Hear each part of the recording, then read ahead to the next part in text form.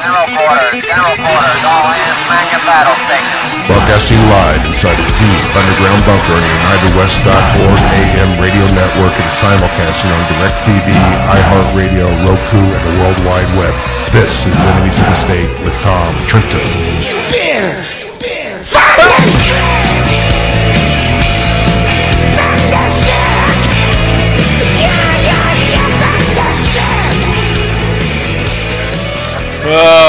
That's so violent, that opening on the 24th of February 2015. But you know what?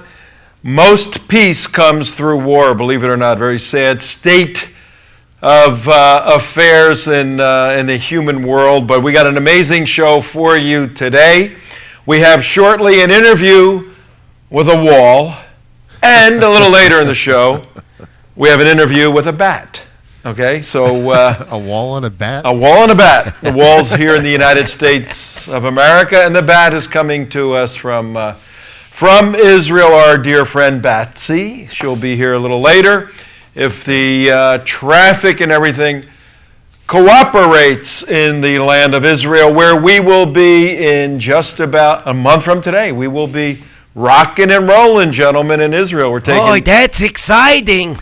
Yeah, Schmucky, you coming on this trip? I'm coming. I've never been before. I'm 88 and I'm going for the first time. Unbelievable. Schmucky's going and Damon's coming too. You're coming, right? I am. It is also my first time. Yep. And is Schmucky and Damon going to room together? Yes, because I ain't going near them, let me tell you. I'll room with the old guy. I don't mind. Yeah, you take care of him.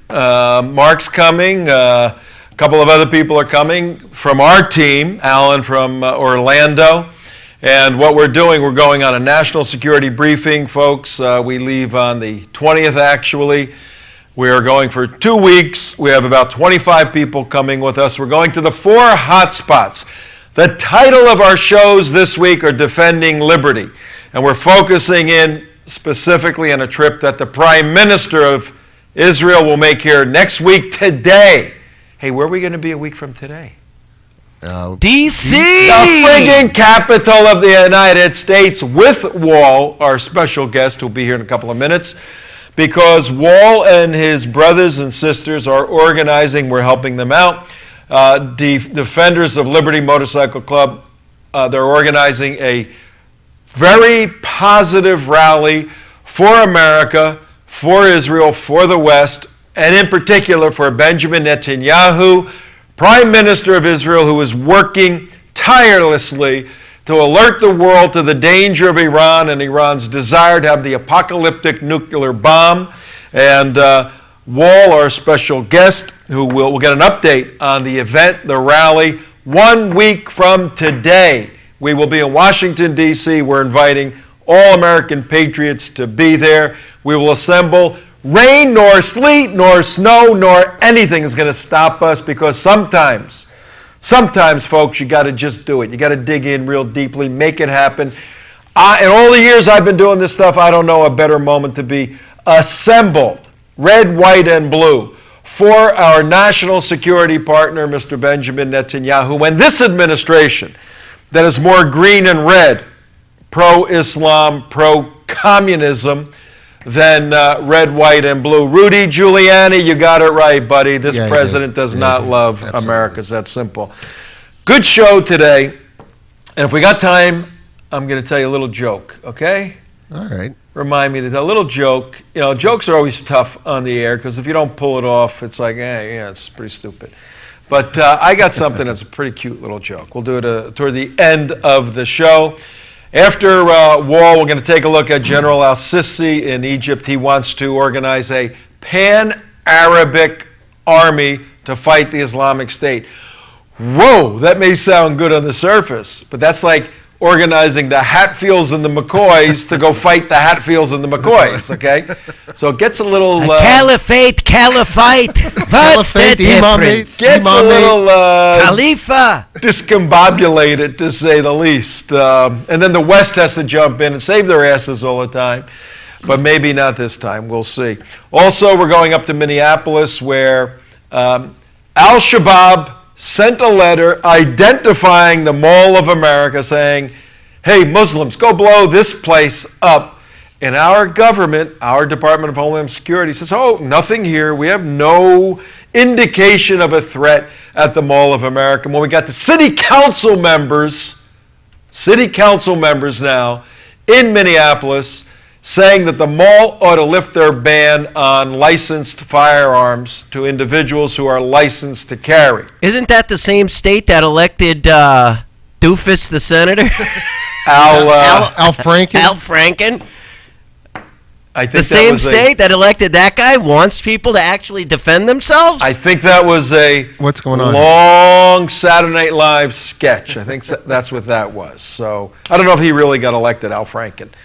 I can't believe not that. legally. Not legally, But anyway, 11 minutes after 4 o'clock on the 24th, East Coast time, Florida time, WSBR Radio. Tom Trento here, your host, Enemies of the State. We are broadcasting on Tea Party Community. In fact, Tea Party Community is organizing some of our social media for the event, the Rally for Netanyahu next week. We will be doing some live streaming. We'll be tweeting out live tweets in a chronology of what's taking place. We'll be doing interviews.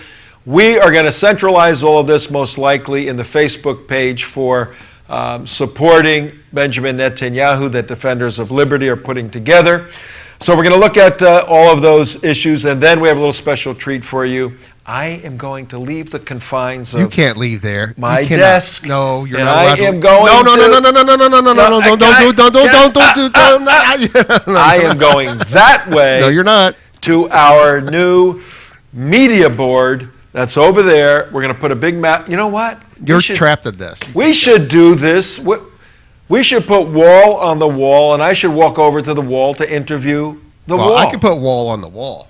If you want me to put wall on the wall, I don't know if you're allowed to get up over there and go see him or anything like that. You're trapped right there. You can't move. I'm in. Okay, put wall on the wall. I'm going to go walk over to the wall to interview you start wall. walking, and I'll put wall on. All right, let's see if it can happen in 13 minutes. After. Oh, I'm nervous. Get Tell up, me when I go. Go. Wall, go. this is brand new stuff Brand new here. stuff, man. I'm going to walk carefully. Here I am, Wall. How you doing, bro? Wow, I like it. Yeah. I really do. That's great. Pretty cool, huh? Yeah, very cool. We built this for you. You are our inaugural guest in our studio. Ladies and gentlemen, Walls on the the wall. wall is on our wall. Inaugural guest. I couldn't think of a better person to have here with us. How you doing today? Very good. Thanks for having me again. I really appreciate it. Give us an update. Wall is the spokesperson for Defenders of Liberty Motorcycle Club, and that's the organization that is the lead organization putting together the rally for Benjamin Netanyahu. Wall, you tell everybody a little bit about it, where it came from. We have a new audience today. People cycle in and out. We're now being broadcast in Tampa, Florida also, so all over the internet too, but on commercial radio and from Miami all the way up to Palm Beach and then the whole Tampa Bay area. Tell everybody what's going on 1 week from today. So we're getting together at the Capitol in front of the White House to have a rally to support Netanyahu's speech to Congress. And the reason being is, as Americans, we're a little concerned about our $11.9 billion of taxpayers' money being sent to Iran, who obviously in the history, not very big fans of freedom of the West and especially of the United States. You know, we just want to show that we have always been a partner in the securities with Israel. Our country is taking a turn in the last 6 years away from Israel, and it's not right. They've always had our best interest at heart. And the average American citizen still believes that they are our greatest ally, especially in the security of the Middle East. Yeah, and sadly, the anti-Semitism, we call it Jew hatred. I mean, it's pretty clear, is increased potentially around the world. And, there's only 15 million Jewish people in the entire world. I'm standing right here in our studios in South Florida. Florida has 19 million. There's more people in the state of Florida than in the whole galaxy for Jewish people. That is why I do not understand the concern. There are 1.5 billion Muslims, and you are concerned about 15 million Jews. Let me ask you this, sense. Imam Abdullah. Let me ask you this. 1.5, actually 1.3 billion. Don't add 200 It is million 1.6. We don't need another 200 million Muslims thrown around in the globe, okay? We got enough on our hands with 1.3 billion. 1.6, but go on. Let me ask you this. Out of all you 1.6 billion Muslims and the 15 million little tiny Jewish people, how many, I don't know, Nobel Prizes do you guys have? Not very many. None. You could count on less than both of your hands. And the Zionists have probably in the hundreds. Yes. The Zionists would be way down here. The Zionists. I'm a Zionist. I don't have a Nobel Prize. Okay, but the president has a Nobel Prize, and you guys don't even have Nobel Well, Prize. that is one more Muslim with the Nobel Prize. Okay, that's a good point.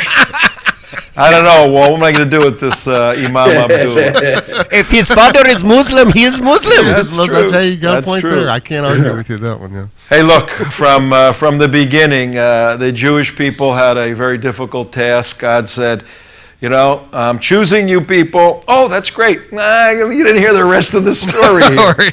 You got a little job to do. You got to go tell people to be good, and people don't want to be good, okay? So that was their job, to bring the law to the world, and the world doesn't want to see the law. The world doesn't like light, but that's an interesting theological issue, but our concerns here at the United West primarily are national security and the Defenders of Liberty. What's the demographic composition of your motorcycle club? But we've got active duty military, we've got retired veterans, we've got concerned citizen patriots.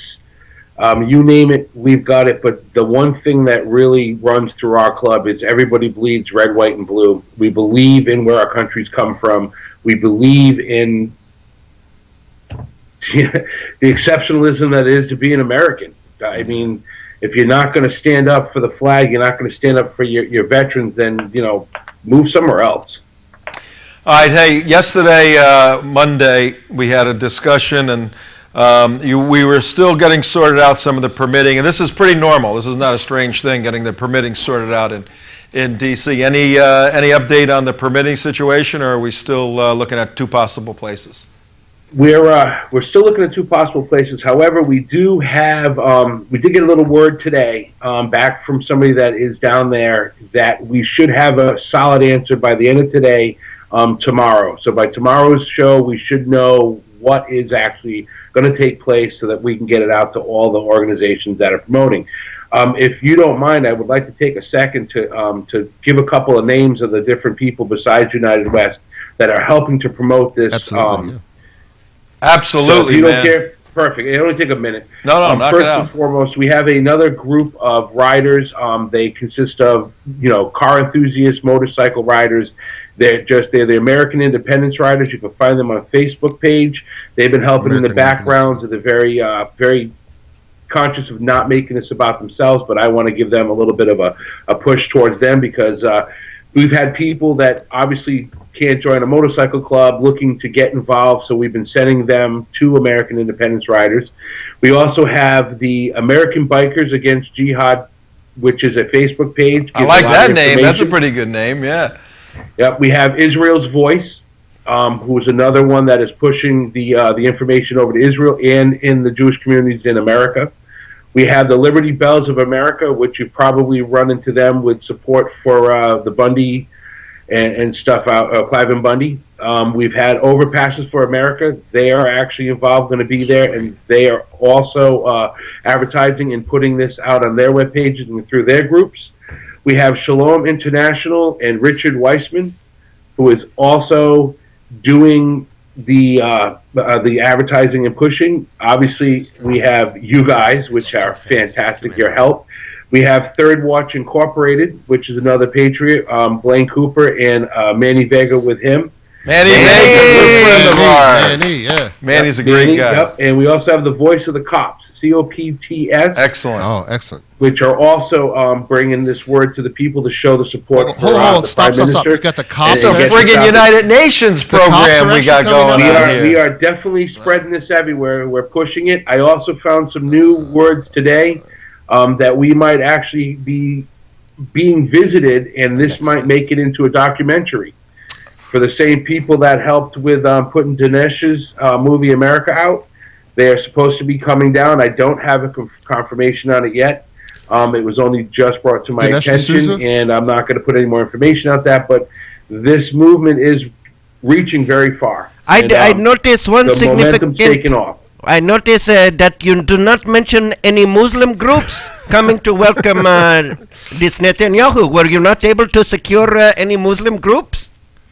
Not really interested in securing any Muslim groups to this, because we're not here for a protest or any kind of anti-anything. We're here to show support to one of our longest, truest allies to this country, to our security. That's what this is about. This is not about anything else. Amen. Well, if you could send us those names, we'll try to get their logos and everything and get that out in our social media, all the different groups. This is tremendous, ladies and gentlemen. WALL is the spokesperson for Defenders of Liberty Motorcycle Group. You can go find them on Facebook. The Facebook event page is... Support Israel's Prime Minister visit to address Congress. Yeah, read your screen there, Tom. There you go. Oh, there it is. Support Israel's Prime Minister visit to, whatever. That whole long name. Just be there, all right? Get up and get out and be there. Get your asses to D.C. next week. Hey, Walt, take 30 seconds and sign us off. Sign yourself off. We got to stay. We got to do the rest of the show. Keep working here. Yeah. Whatever you want to say. First, thank you for everything you guys are doing and all the information you're getting out there. Second, American people, taxpayers, be there next week, 9 o'clock. We're going to be out by the White House. We're going to be showing what's true Americanism. We are not about anything negative. Do not bring negative stereotypes, negative signs, nothing. We are not looking to turn this into anything more than an actual rally for support for what is to be truly American. Thank you so much for listening and taking your time to listen. Take care. All right, man. Wall, thank you very much. We will catch up with you tomorrow, okay? Absolutely. All right, you're going to go sit down now? There you go, Wall. There's Wall. Goes by one name, first name only, Wall. And like you said yesterday, kind of like Cher. Tom, go sit back in your chair. Go sit back. You want me to get back over there? Go sit back in your chair. Okay. Does this work? Can yes, I come back does. in here? There you go. Oh, there we go. That was pretty easy. Yeah, painless. You know? Yeah, you know. Except we had someone try to call in on our Skype call there. Well, we're expecting our next Skype guest. Maybe you can put 2 and 2 together. I know. I don't know. 23 minutes. 23 minutes after the hour. 23 minutes after 4 o'clock. Wall is motorcyclist. Yesterday he mentioned here on WSBR Radio, theunitedwest.org internet television. He mentioned that he's and for the audience, if you saw us at our media wall, that's what we call that, I am not just the size of Wall's head, okay? Otherwise, Wall would be a very tall Wall. Tall Wall. We have a very big media wall. That's right. And so he mentioned yesterday that he's a big, tough motorcycle guy, but he's raised 2 kids who are Eagle Scouts. Yeah. I don't know if you guys caught it when he was talking about his kids as Eagle Scouts and about America and the principles. He got choked up. Yep. You know, he's a big guy, but he's an emotional guy, and he loves this country. And if we have some time, it we used can to talk be a later day on about when if you were an Eagle Scout, it actually put you into a different category in honor societies and everything. I don't know if that's true anymore, but it's a great program. It really is. Do they even still have it? The Boy Scouts, they went through very controversial because they're now allowing homosexuals in and all this sort of thing. So what didn't we have Larry Sacolo, or was it Jay Sacolo? Jay Sacolo, isn't he still involved with it? Yeah, and Stemberger, John Stemberger, that's who it was. He started another Boy Scouts organization that's growing like crazy that maintains the ethical principles of the original Boy Scouts of America. But Wall will be back tomorrow, update on this rally, and we are focusing all week on liberty, defending liberty. And the philosophers. Tell me when we have our next guest. Oh, we do? We Okay, do a have couple our minutes. next guest. Yeah. We are talking about the general concept of defending liberty. In specifics, for the specifics, we're looking at the Defenders of Liberty, a motorcycle group, two different things. Defending liberty, a general concept. Defenders of Liberty, a motorcycle group, spokesperson of which is WALL. And the catalyst for this event, this gathering, this positive rally next week, 1 week from today, is the visit of Prime Minister Benjamin Netanyahu, Prime Minister from Israel. And before we bring in our next guest, a bat. We had a wall, now we'll have a bat. Before we bring in our next guest for an Israeli's view on Netanyahu coming here in America, the philosophers for time immemorial have argued the concept of freedom and liberty, but essentially cutting through all of that. It's our job here. We make things a bit more easier to understand. There's two concepts of liberty. That is the ability an individual has to be essentially unconstrained, to do what they desire to do. But then there's another concept the philosophers and theologians have constructed about liberty, which is the lack of imposition or the lack of obstacles in the way of an individual.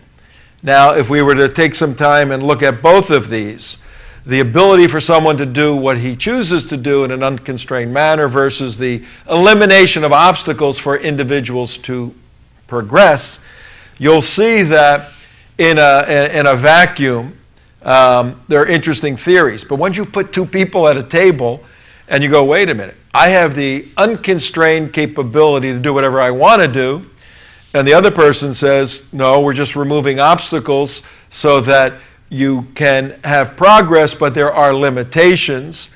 Now you start struggling with where does liberty and freedom, where are the parameters, where are the outside boundaries? Is true freedom the ability to walk up to someone and punch them in the nose for no reason at all, or have you gone beyond the freedom and the liberty that's essential in human nature? Interesting concepts. We'll look at them throughout this week. And we're going to construct a political polity, a political construct that allows the most amount of liberty while maintaining the least amount of obstruction before an individual. And that has been classic Americanism.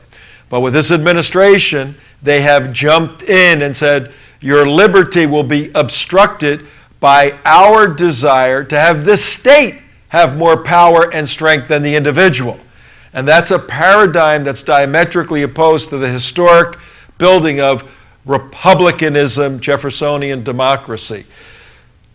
Crazy stuff, but that's why we're going to Washington, D.C. to take a stand for liberty. Now, if you come with me in my magic jet and fly about 7,000 miles to a little piece of dirt about 49 square miles, and you stand where this Dome of the Rock is, you will be in the only country in the Middle East that truly has freedom, liberty, and democracy for all people.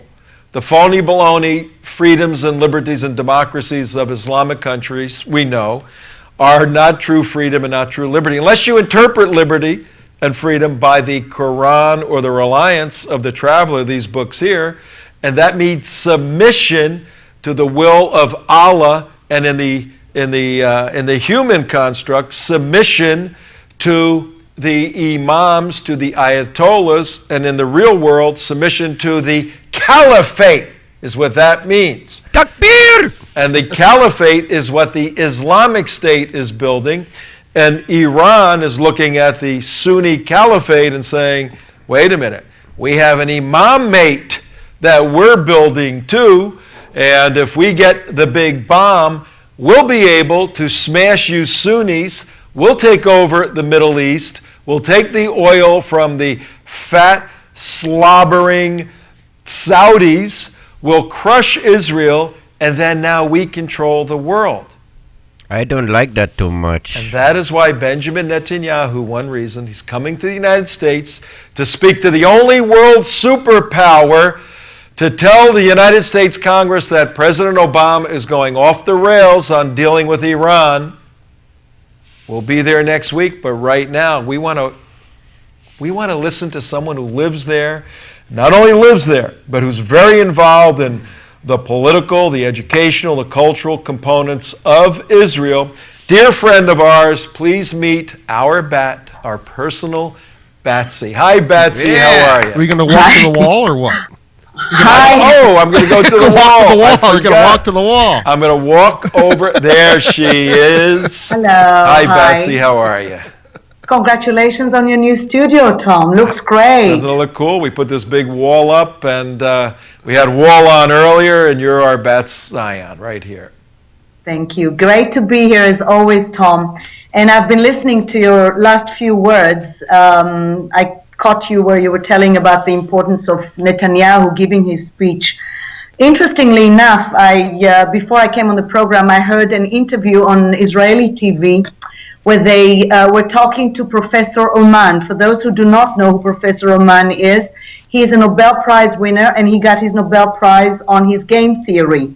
And for some reason, a lot of people think that there is a game of power here between Obama and Benjamin Netanyahu, something that has been going on and does indeed give the impression of a power game between the two. And he said, forget the word game here. This is something that needs to be done. It is a matter of life and death, not just for Israel, but for the rest of the world. Very few, America has been, I'm also an American and I love that country and I will defend it just as much as I will defend Israel. But we are here on the forefront of what they're planning.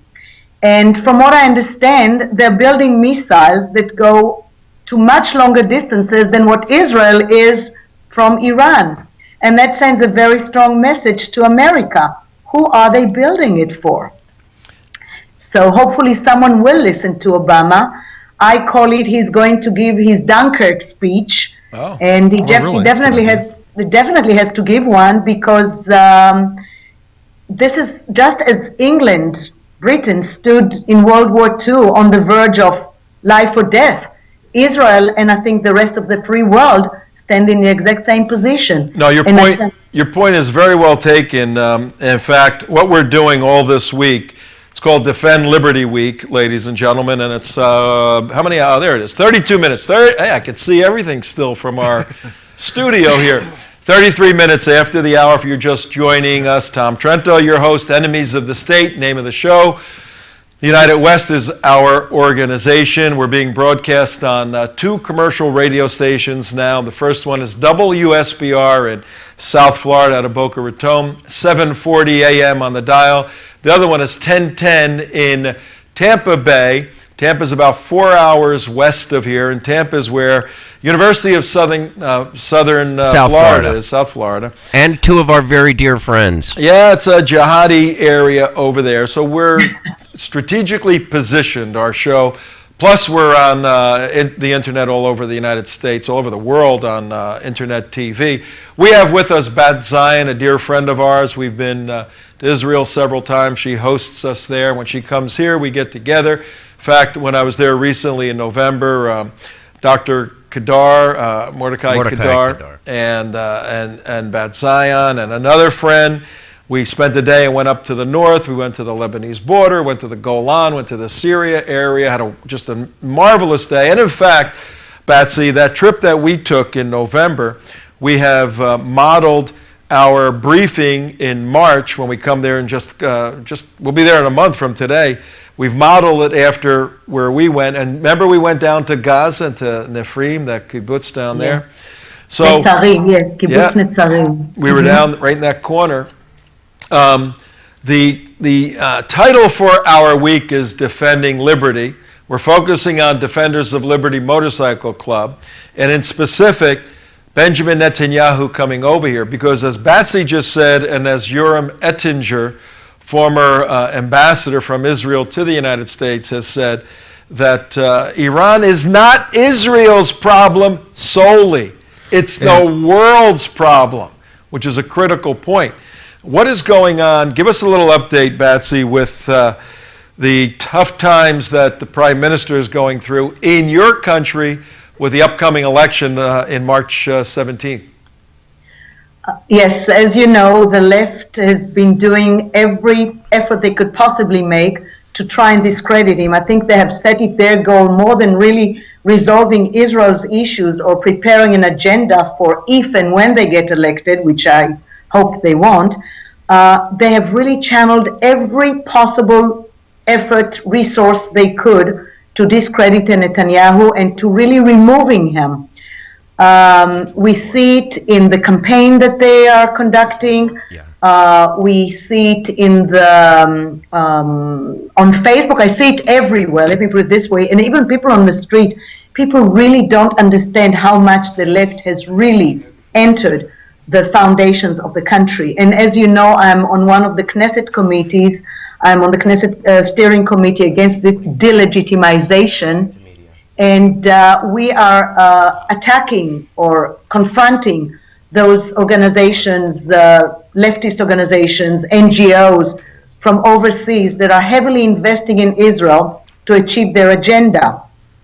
I admire Netanyahu.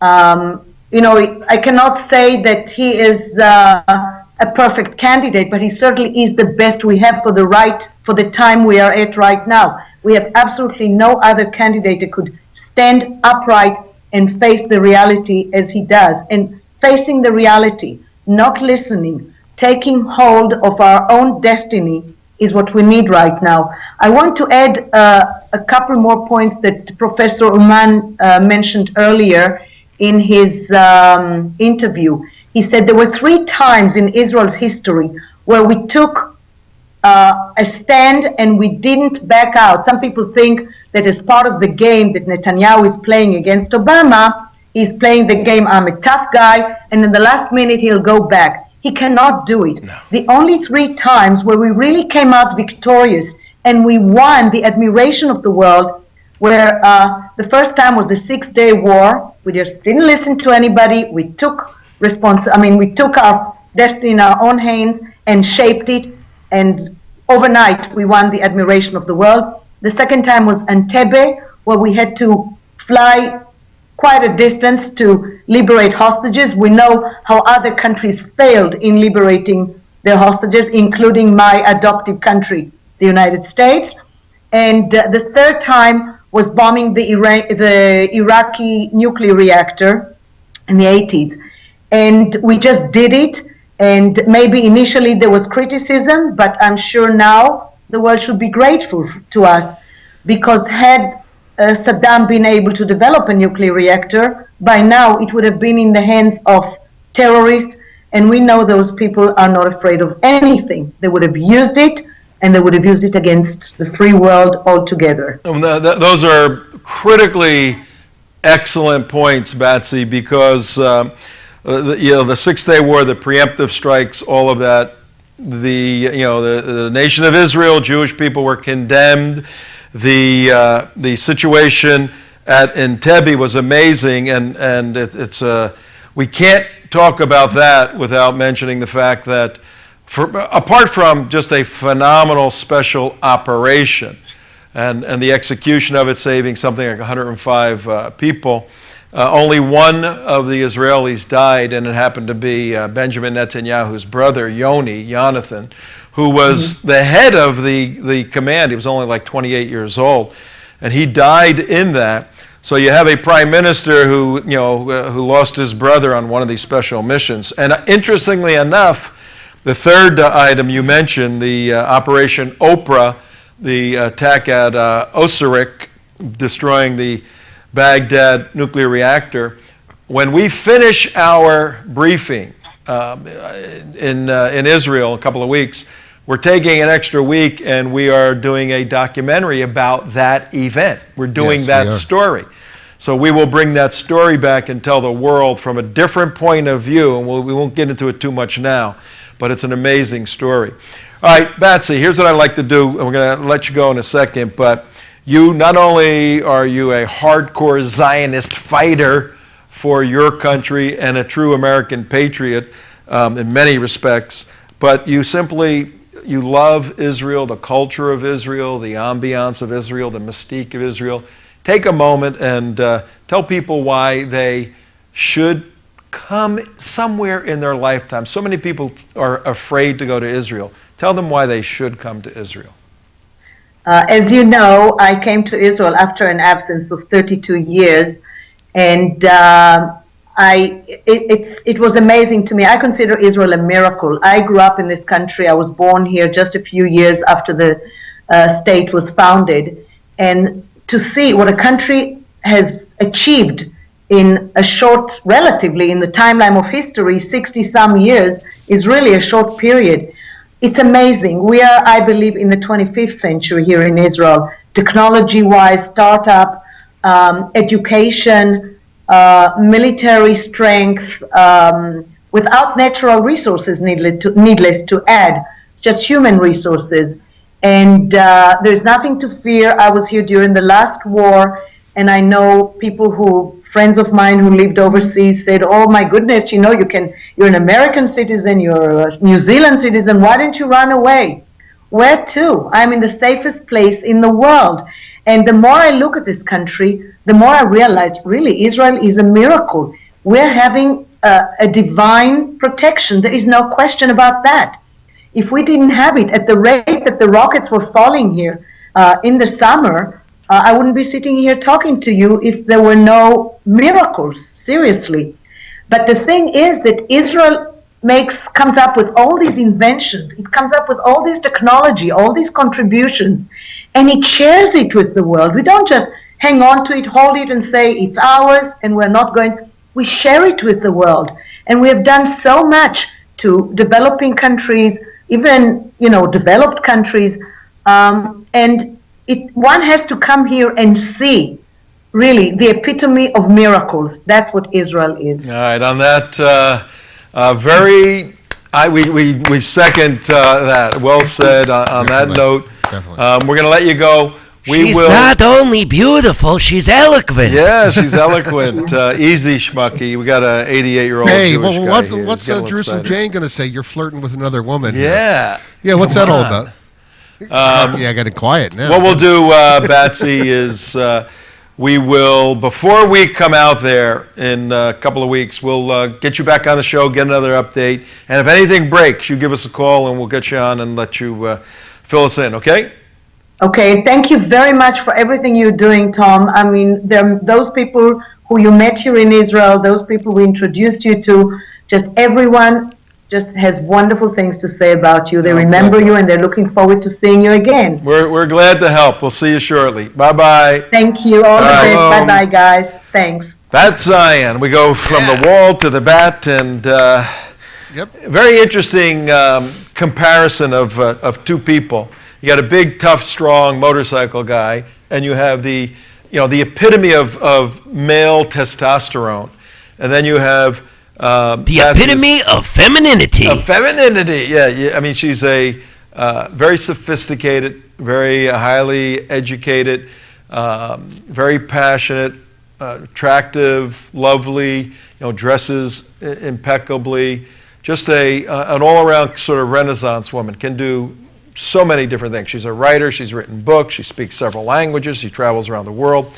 But we got the wall and the bat, and they're both, they're both in sync. Yeah. The symbiotic relationship of both of them is just amazing. And two complete different spectrums of life. Yeah. And at a key point in history. That's why this is so important. Well, I go back to that key point in history, and Batsy said something interesting. She's talking about Winston Churchill, how before the war, and how how the UK was just being attacked mercilessly by the Germans. And Winston Churchill's, his famous speech, "We will never surrender." One of the things people really don't understand, that the last part of that never surrender speech was actually pretty poignant. Where he said, he came out and he said, on the beaches that we shall fight, landing grounds we shall fight, in the fields, the streets, and we shall fight in the hills, we shall never surrender. And will not do this for a moment. This island of large part were subjugated and starving, then the empire beyond the seas, aimed and guarded by the British fleet, would carry on the struggle. Until, and this is the very key part here, until in good time, the New World, with all, meaning America, the New World with all its power and might steps forth to rescue and to the liberation of the old. Now, this means we have a responsibility to carry on the banner of freedom, of being a republic, of helping others who have a democratic principle to them, to spread that throughout the world. And Netanyahu is carrying on that Winston Churchill banner where he was loathed and hated before the war. Then when the war started breaking out, he started gaining popularity. And still before the war was happening, he was getting all this resistance from the left. You know, and people like Barack Obama of today, these same forces were against him. Yep. He's saying until America wakes up, this thing of Nazism is going to spread throughout the world, and there's nothing we can do about it. But we're going to continue to fight. And this is what Netanyahu says. He's saying, we're going to continue to fight. Listen, Iran is over there. They have nuclear weapons. They're going to wipe us out. I'm going to do everything I possibly can to save Israel. I don't care what that president says over there. I'm going to go rally support for my country here and now. I mean, how much more clear can it be, and how much history do you have to learn to be, unaware? No, it's a good point, and it's a double-edged sword, because the points you just made, Mark, about the fact that 70 years ago or so, when Churchill laid down democratic red lines, here's who we are, here's what we do. There are inherent presuppositions in that. And here's where this double-edged sword strikes and hurts us, hurts the West. And, this is serious stuff, folks. We goof around here on the show a little bit. We enjoy life. We put the ha in Jihad. In jihad. And I put the Jew in edutainment. Edutainment. That's schmucky. We do edutainment. But we work very, very hard to make sure that we provide very substantive information for you that impacts your life processes, your opinions, your behavior, and then we desire to activate you, to equip you to go above and beyond yourself, to impact the culture in which you live, to argue for a particular Weltanschauung, a particular worldview, a particular way of life, built upon what? Upon the Judeo-Christian worldview. Well, those are the presuppositions that Churchill did not have to mention in the late 30s and early 40s, because the West held cohesively to the fact that a God existed, that he's for real, that the Ten Commandments are pretty good rules to live by, that communism, that a particular style of government destroys human nature. There were accepted and acceptable principles upon which a society constructed a progressive, cohesive, successful system. Well, once you call into question the foundation upon which you've built something, and once you start to disassemble that particular foundation, analogously, whatever house you people live in today, how about you, Mr. Obama, the White House you live in? Go start taking the bricks of the foundation of the White House out one by one. Each day of your presidency, too many days that it's been, what's it been, over 1,000 days? Start taking a brick out here and there. What's going to happen to your White House when you take the foundational bricks apart one by one?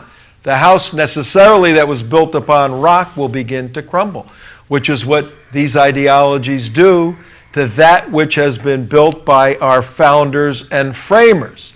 So, Mark, Winston Churchill just had to call people who had these beliefs to action. We now today not only have to call them to action, but have to tell them what we're acting upon, because fewer and fewer people just watch any of the man on the street interviews when somebody puts a microphone in the mouth of somebody on, I don't know, Abraham Lincoln's birthday and says, "Who was Abraham Lincoln?" Right. And he goes, "Well, you know, that's a He's a guy in a fight. World War II, right? Yeah, World War II guy." So we have to.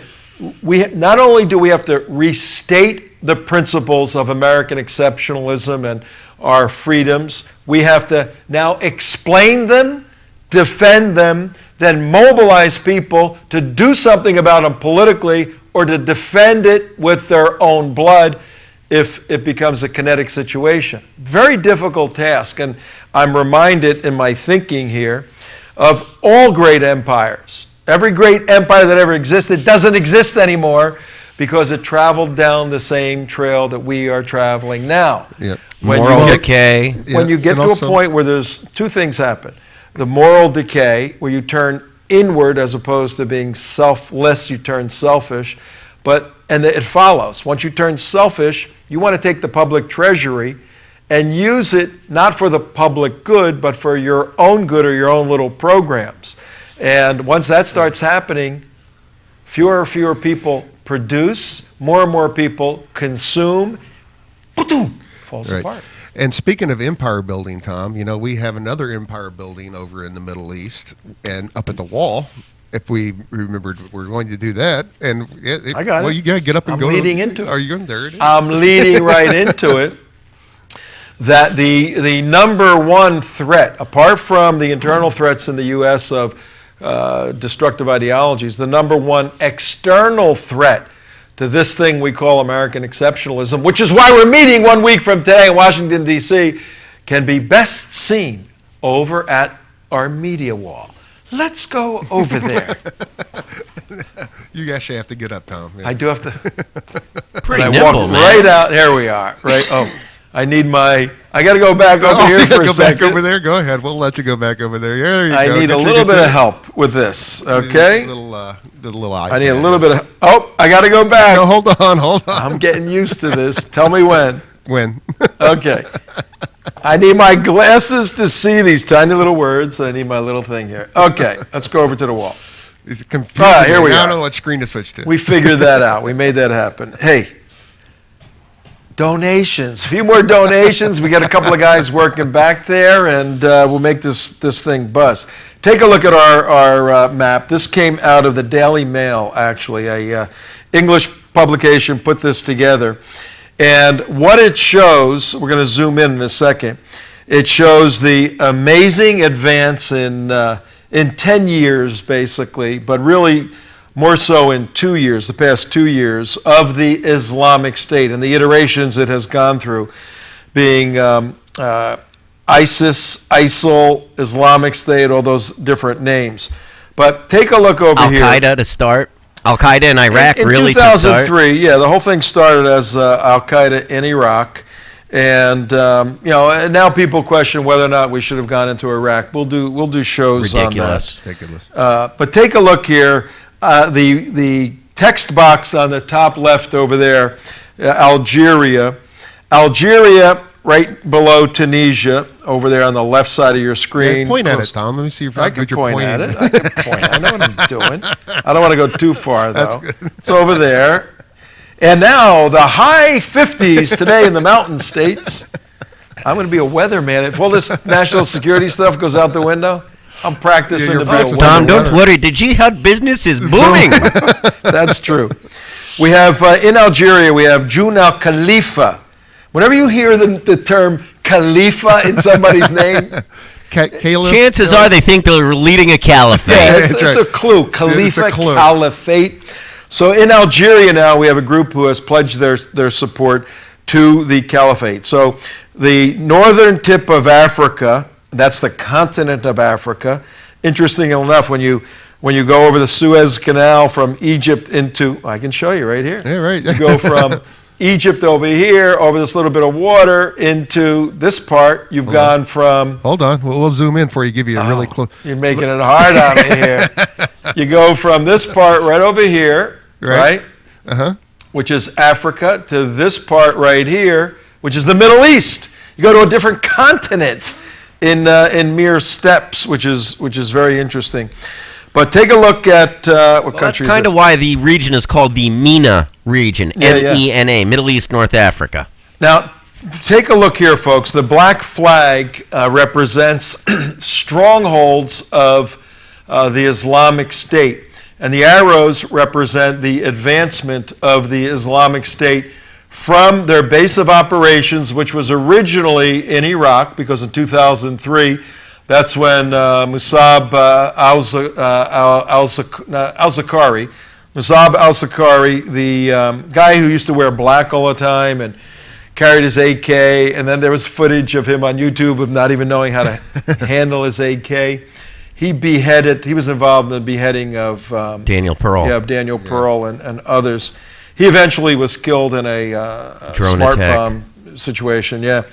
But his desire, he was a very intelligent, theologically and politically minded individual. His desire was to start the caliphate. And the current caliph, Caliph Ibrahim, he followed in the footsteps of Zakari and said, hey, 10 years later, I'm going to get this thing started. And the new place to start it now is in Syria. You remember in 2010, 2011, Syria started falling apart because of the Arab Spring, which occurred late 2010, early 2011. What was the first country what country started the Arab Spring? Tunisia. All right, look at Tunisia. Right up there. We can go to the other screen. Tunisia's been deemed a breeding ground for ISIS, for the Islamic State. Its interior ministry claims 2,400 of its citizens have become combatants. See what the population is. I think it's only about 8 or 9 million. 2,400 is quite a bit. But in Tunisia, the 26-year-old vegetable cart guy wanted to protest business, so what does he do? Sets himself on fire. What else do you do? See, this is a little difference between Muslim East and they didn't go stand in front of the White House. They go and try to blow it They up. set themselves on fire. But that fire ignited, no pun intended, ignited the Arab Spring. 11 million people as of 11 2013. So 2,400, we need a mathematician, 2,400 people. It's a pretty significant percentage. These are adult males. So you break that 11 million into probably 5 million, and then of active adult males. You get a significant population in Tunisia joining the Islamic State. This is part of the problem the West is facing.